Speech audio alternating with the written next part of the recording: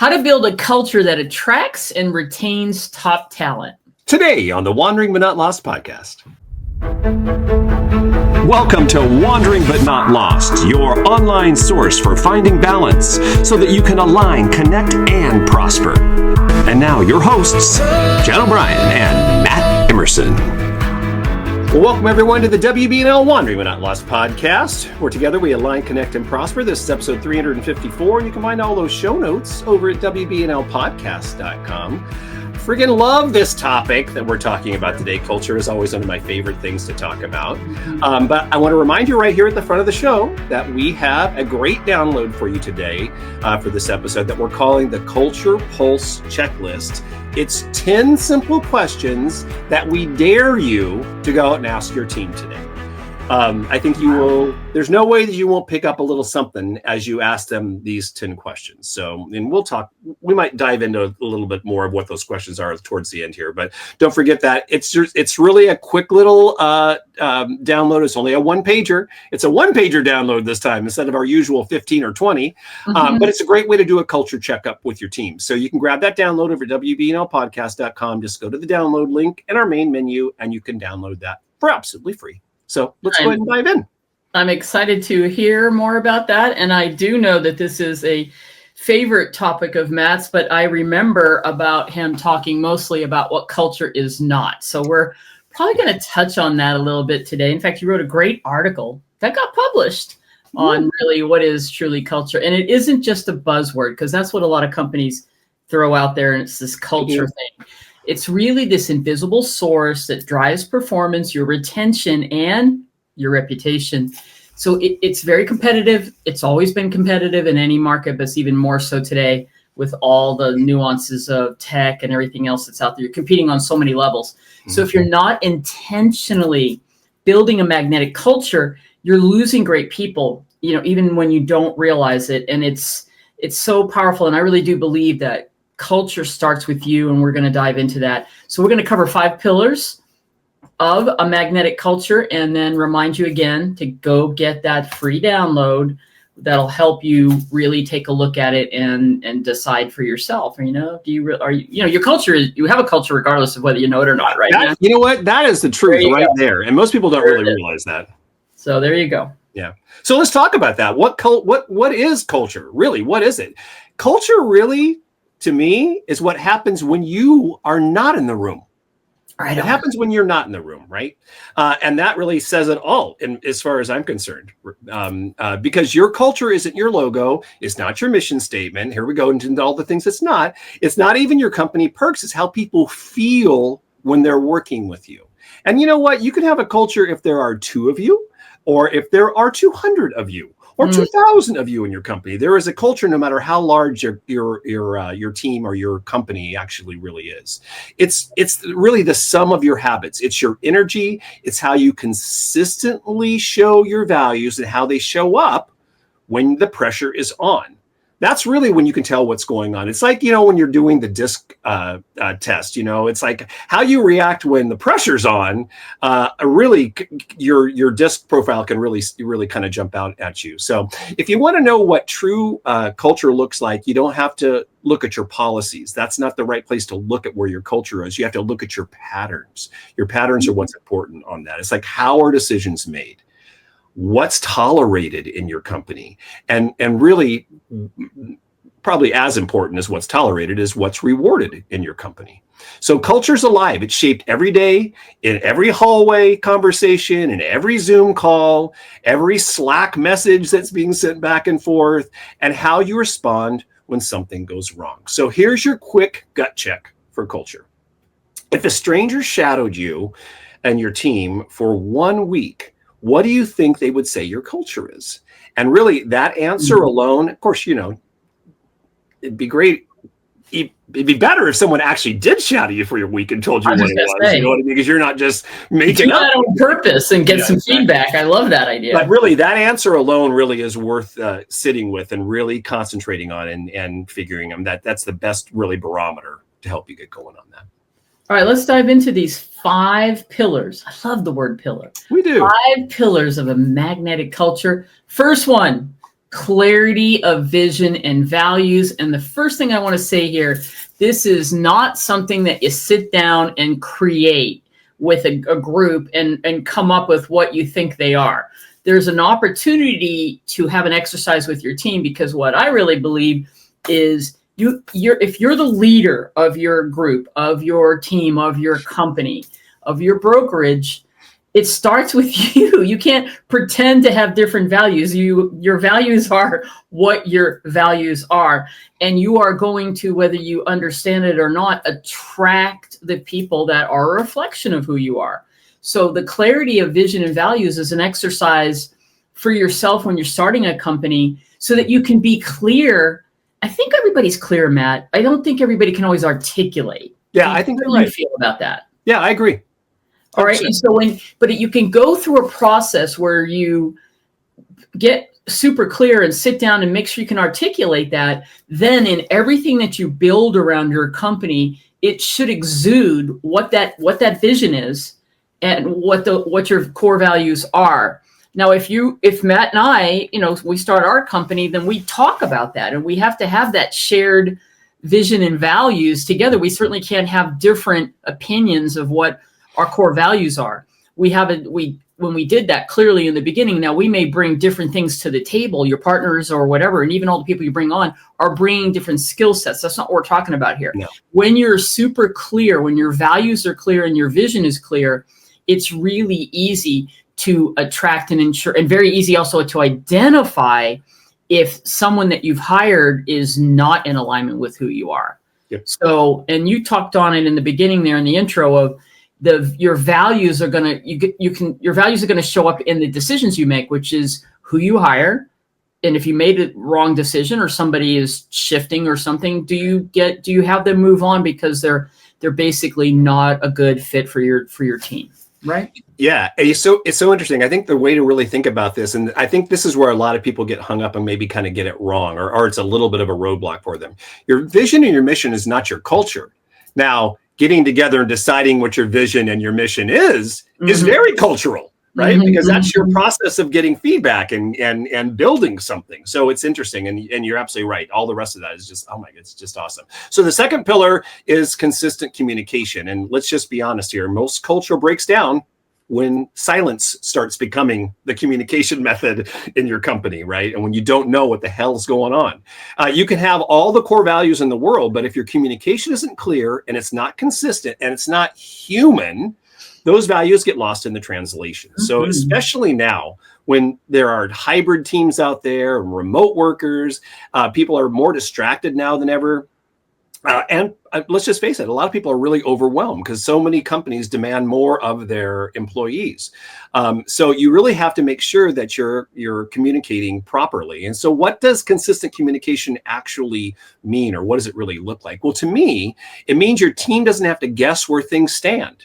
They know what's going on around them, and they're not always like, oh, am I doing this right? Am I doing the right thing here?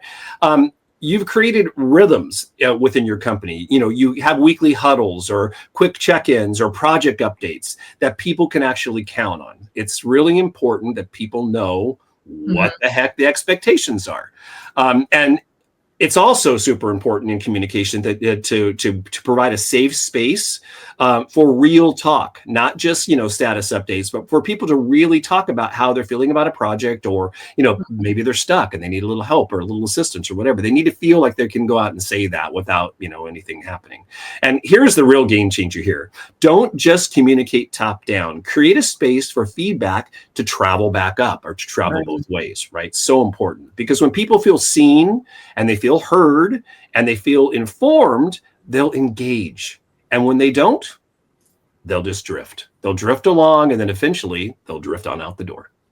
And people will know if that is real and authentic versus just something that we put in place. Yeah. That's like the comment box for the, what I mean? Yeah, that's the perfect one. Great example. All right. Pillar 3 is recognition and appreciation. All right. And what comes to mind right off the top is that great book by Jim Collins and others, Level 5 Leadership. It's one of my favorite things in this book that I so resonate with, because it's so clear when you understand this piece right here about level 5 leaders look in the mirror when things aren't going right at themselves, okay? Versus someone who's not a level 5 leader, when things go wrong, they are constantly blaming.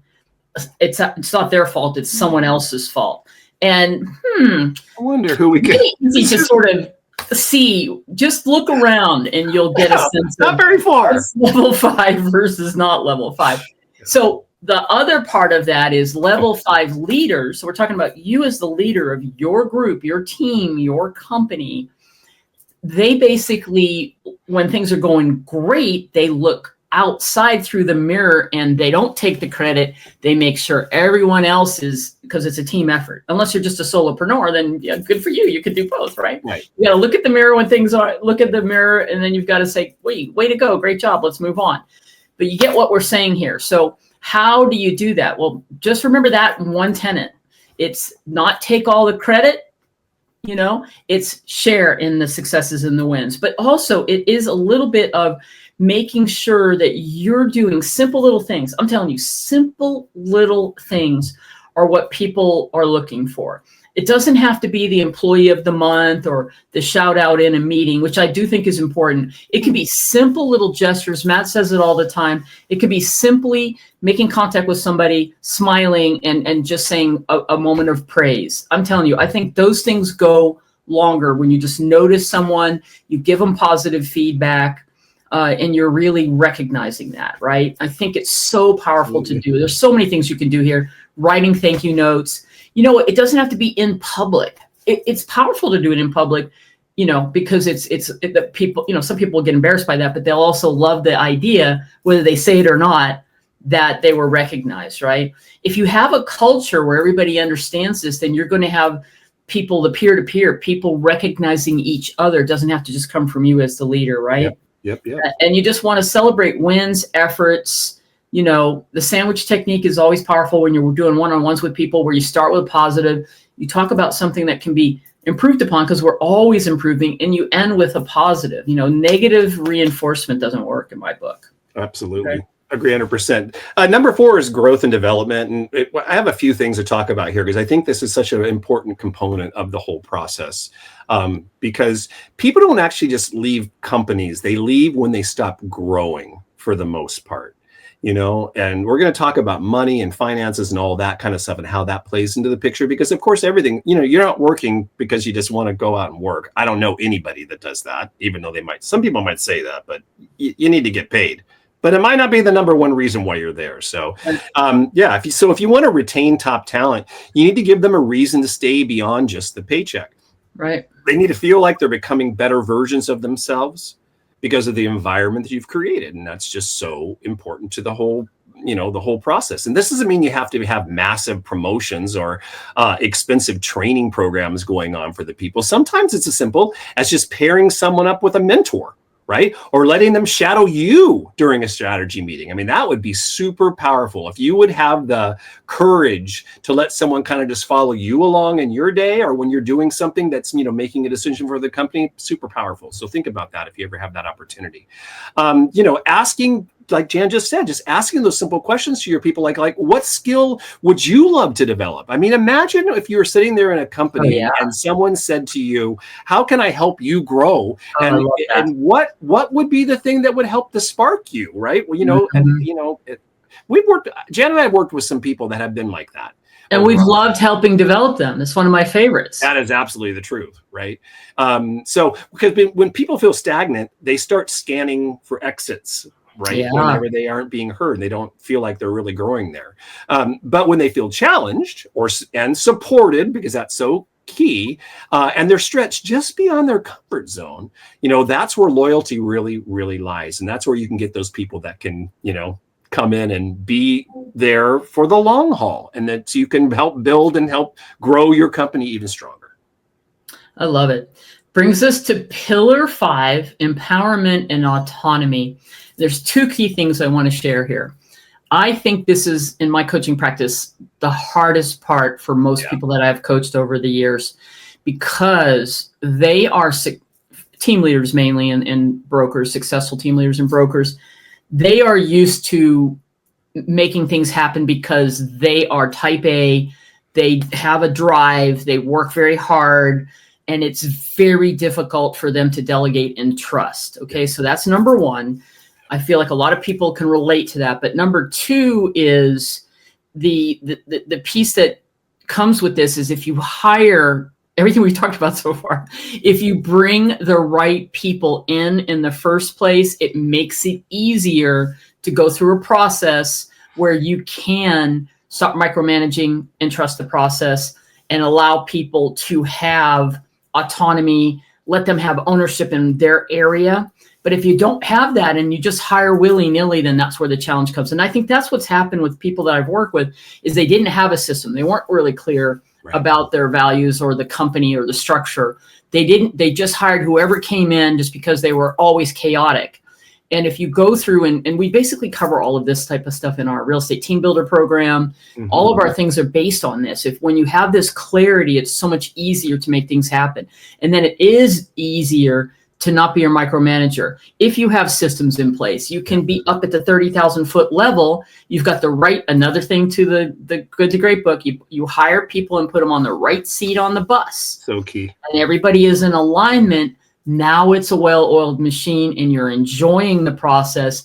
You're trusting that things are working. And you can, if you have good systems in place, checklist SOPs, you can check in with folks and you can get people back on track very easily. Okay. So it's all about, there needs to be accountability, but when you give people permission to own what it is you have them doing, even if it means they may get off track, but if you have that environment where you're going to help them and it's a growing process, as Matt was saying, I think in the last one there, number 4, then that is an opportunity because we're always growing, we're always learning. And if somebody's in that environment, that's the truth. I mean, people will say it's about the money, but if they're just chasing money, why people leave is the culture. It's the leadership or the lack of that. And they don't feel like they have to have I think we all want to have a purpose. We all want to feel like we're making a difference. We're not just doing it for the paycheck, because the people that are doing it for the paycheck alone burn out and start to get really bummed out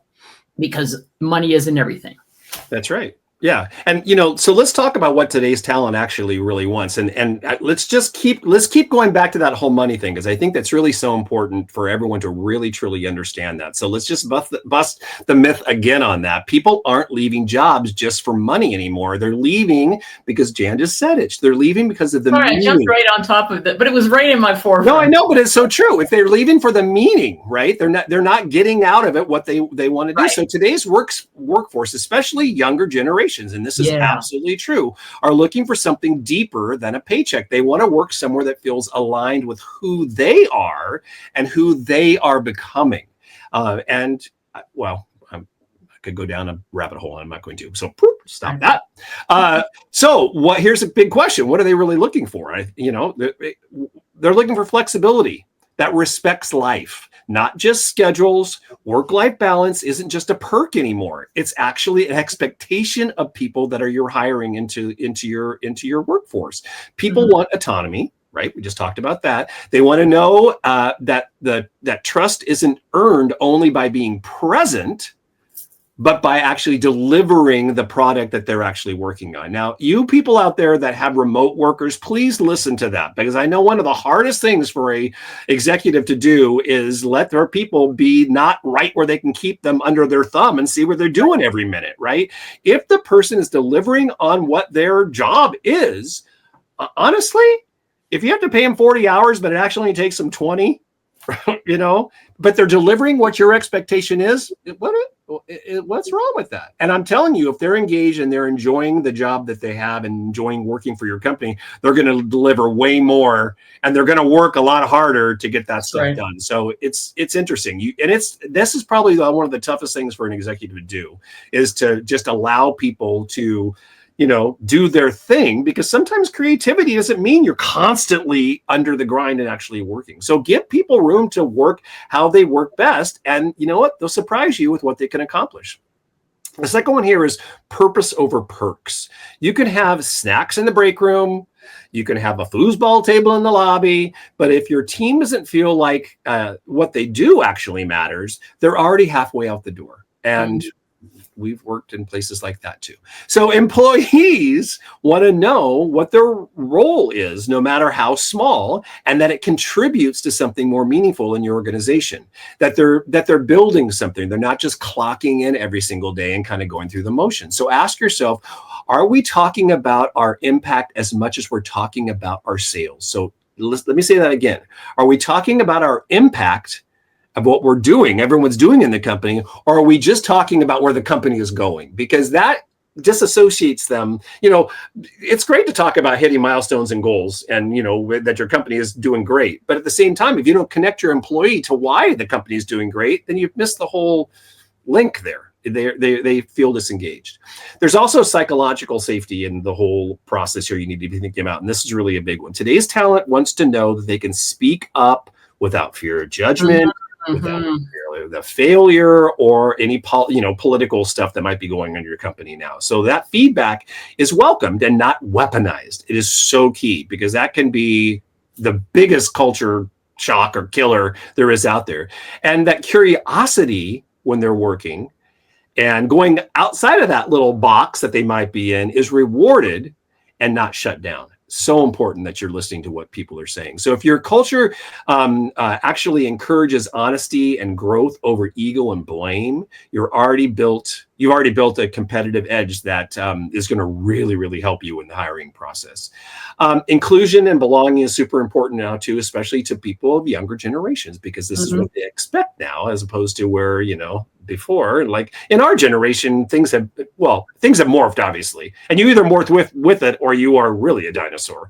But it's so important now more than ever that people want to work environments where they actually feel seen, they feel heard, and they feel valued, right? So and they like it when there's different voices that aren't just included into the whole process, but they're actually celebrated as part of the process. That's so important. So if your team can look around the room or look around the Zoom screen there and say, this place reflects people like me, you're doing something absolutely right, because everyone should feel a part of it. And then the one here that I love is just you need a clear path for growth. It's not about climbing a rigid corporate ladder. It's about evolving. Employees want to know, where can I grow? Where can I grow? Who's helping me get there? And do I have a voice in shaping my role or my future? Those are three things that are so important when you're really looking at that. How do you get the career path going there? If you invest in your people, I swear to you, they will invest right back to you there. So the bottom line here is top talent isn't just asking, or top talent is asking just one simple question. Is this a place where I can do my best work and be my best self? If your culture answers yes to that question, not just in words, but in action, because that's so important, that this is not about words. This is about how you're actually becoming and how you're actually creating and actually how you're behaving. You won't have to chase talent anymore. They'll actually come looking for you. That is so brilliant. And so let's take a little culture thermometer checkup real quick, or let's talk about some red flags. And then Matt will talk to you a little bit about what are those questions that are in that download, because I really do believe you cannot fix what you don't feel, see, if you don't have an awareness around it, And so here's a couple potential red flags. And the first one is very obvious, high turnover. Okay. Or quiet quitting. When you just all of a sudden somebody you think has been great, that's been there, is not there anymore, and you had no signs of it. Just means you're not staying connected to the pulse of what's happening. And it's that whole thing of looking back in the mirror to try to figure it out. Now, you won't have these issues if you're really clear in all these things that we've been talking about. That's right. Now, one of the other ones that I think is a huge issue and a huge red flag is, and it's a personal issue for a leader who allows someone who is toxic to stay in the organization. Because what's happening behind the scenes is everyone else is looking to you to see if you're aware, and why are you allowing somebody who's not in alignment with the rest of us, not a team player, whatever the values are in your company, and you're allowing it because you have a hard time with I don't know, firing someone, or just, you don't like you feel like it's too drama. Well, that's part of what you have to do as a leader. Frankly, it wouldn't happen if you hired right in the first place. But again, things can happen with people, and you have to recognize that. And you can give people chances through coaching and consulting to get them back on track. But allowing somebody who's toxic is what you'll find, because people don't like confrontation, other people in your organization are afraid to come forward. Now, if they're afraid to come forward, that is another sign that it's not okay. Matt just talked about it, to speak clearly because of fear of retribution, or maybe I'll lose my job, right? Yep. So you've just got to become so aware of that. Having drama in the organization is just, these are all things you've got to be aware of. And if you don't have clear feedback loops where people can clearly, I just said it really in another way, a clearer way, people have to feel comfortable they can come and talk to you without all this drama unfolding. And when you do recognize, just back to that toxic person, everyone silently applauds that you did the right thing. They may not, or you'll hear later, and this is the biggest red flag of all. You'll do the right thing finally. Maybe you allowed somebody and you're giving them a lot of leeway, but you're not recognizing that it's really hurting the rest of the organization. Then you finally, after the 5th, 6th time, let the person go. And then people will come up and talk to you about it. And you're like, why didn't you let me know? And that's a problem. That's the red flag right there. Okay. It really is huge. That is, if you can stay on top of that, that's a huge one, because that will happen. I don't think there's any leader that hasn't experienced that at some point in their career, because that just, I think it's part of our development that you have to realize that honesty and being clear with people is better than trying to think that you can fix them. It's not your job to fix. It's your job to fit. If you're a manager or a leader, to fit people in the right spot and make sure that they're a right fit for you. Brilliantly said. So here's the truth. You can't delegate culture. It's not something you can do. You are the culture. We say it, we've said it, and we'll continue to say it. You are the culture of your company. It's in your tone, your strategy, your follow through. It's in what you say yes to and what you're willing to walk away from, which I think is half the time a lot of the key. So here's your challenge. Choose one of those pillars that we talked about today, and then ask your team how you're doing in that area. If you have the courage to do that, right? And be prepared for what they might say to you, because you don't know if you have a culture where they can speak, you don't know what they're going to say. But I would applaud you if you would take the time and do that with your team. And then once you kind of know, take one intentional action this week to move things in that area forward, or make a little shift, or make a little change here. So let's talk about, excuse me, let's talk about that culture pulse checklist and go over those questions. That's what I was looking for. Let's take a culture pulse. Take a peek at this. Yeah, here's the culture pulse. Like I said, this is a one pager here. So it's got culture. So here's the questions. Can everyone on our team clearly explain our vision and values? That would be an eye opener to see if anyone can do that. Eye opener. Now, first of all, you've got to know it. So make sure before you start asking these questions, you know the answer, right? Because that could be a problem. Oh, that's funny. Number 2, are we consistent in how we communicate updates and expectations? Because just because you think you're communicating doesn't mean you're communicating. It's so important to do that little, the loop, right? Do team members feel genuinely appreciated and recognized? That will be a hard one to get a truthful answer out of, probably, but you never know. It depends how open and, and willing your people are to talk to you. Are there clear clear opportunities for personal and professional growth? There are some jobs that don't really have fantastic career paths. If you are like in real estate, this is a good example. If you are a team, you have a team of people, or even if you have a small brokerage or a big brokerage, right? There are career paths in real estate outside of just selling, right? And there's a lot of different ways you actually can break up that selling process. So there are a lot of different things people can do. And there are a lot of times that people are not maybe meant for sales in real estate, but they're very good in other parts of real estate, whether it be in management or even some of the affiliated services, escrow and title and mortgage. There's a lot of things you can do. For crying out loud, my real estate career is over 30 years old, right? But I have sold real estate, a very small part of that career, and it's been a very big thing for me. So just in the real estate world. Okay, number 5 is, do people feel safe sharing ideas, feedback, and concerns? We talked about that a lot. Are we actively developing leadership across all levels of the organization? Do we handle conflict quickly, fairly, and constructively? That gets to that whole point of the bad apple. Gotta, well, not just the bad apple, but, just things that come up. Because, people don't like confrontation. That's not people don't gravitate towards that, right? Does our team reflect a diverse and inclusive environment? That's a little vague, but still, you can see that actually, Warbly, when you're just talking to people. And would a new hire immediately feel our culture in action? That is a great one, right? Because sometimes you'll walk into a place and you can feel a culture, but sometimes it's not at all the culture that you think that you've created there.